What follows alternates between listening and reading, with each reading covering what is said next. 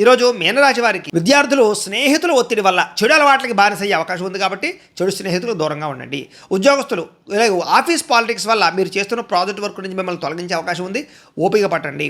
ఇక వ్యాపారస్తులు రావాల్సినటువంటి పేమెంట్స్ ఆలస్యంగా రావడం వల్ల వ్యాపారంలో ఇబ్బందులు కనపడుతున్నాయి. స్త్రీలకి ముఖ్యంగా గర్భవతులు లేదా చిన్నపిల్లల తల్లులు ఎవరైతే ఉంటారో వాళ్ళందరికీ ఆరోగ్యం పట్ల జాగ్రత్త తీసుకోండి. అస్వస్థత కనపడుతోంది. ఉద్యోగం పోతుందేమో అన్న భయంతో కొంతమంది ఉద్యోగ ప్రయత్నాలు చేసే పరిస్థితి కనపడుతుందని చెప్పొచ్చు. ఉద్యోగం మారే ప్రయత్నం చేసే అవకాశం కూడా కనపడుతోంది. ఊహించని ఖర్చులు పెరిగిపోతున్నాయి. క్రెడిట్ స్కోర్లు తగ్గిపోవడం వల్ల మీకు రావాల్సిన లోన్లు కష్టమవుతాయి. అలాగే జర్నీల్లో ఫుడ్ పాయిజన్ అయ్యే అవకాశము, బయట ఆయిల్ ఫుడ్లు తినడం వల్ల ఇబ్బందులు కనపడతాయి. జాగ్రత్తగా ఉండండి.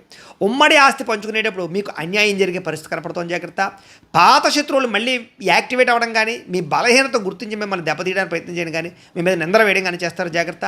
కీళ్ళ నొప్పులు లేదా చర్మ సంబంధమైనటువంటి వ్యాధులు వేధించే అవకాశం కనపడుతుంది. నిర్లక్ష్యం చేయకండి. డాక్టర్ చూపించుకోండి. వివాహ సంబంధాలు చివరిదాకా వచ్చి చెడిపోయే అవకాశం కనపడుతుంది. పిల్లల ప్రవర్తన వల్ల భార్యాభర్తల మధ్య గొడవలు కనపడుతున్నాయి. జాగ్రత్తగా పరిష్కరించుకోండి. బంగారం తాకట్టు పెట్టవలసిన పరిస్థితి కనపడుతోంది. పొదుపు పట్ల జాగ్రత్త వహించండి. ఎవరికి మీ ఏటీఎం పిన్లు, పాస్వర్డ్లు మాత్రం ఓటీపీలు చెప్పకండి. మీకు కనుక లక్ష్మీనారాయణుడు అంటే కనుక ఇష్టమైతే కనుక ఒకసారి ఇక్కడ లైక్ చేయండి. ఆయన ఆశీస్సులు మీకు ఉంటాయి.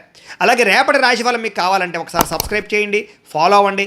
ఇక్కడ కనపడుతున్నటువంటి లింక్ మీద మీరు క్లిక్ చేసినట్లయితే మీకు ఈరోజు ఇంట్లో లక్ష్మీనారాయణ స్వామివారికి పూజ ఎలా చేసుకోవాలో వీడియో వస్తుంది.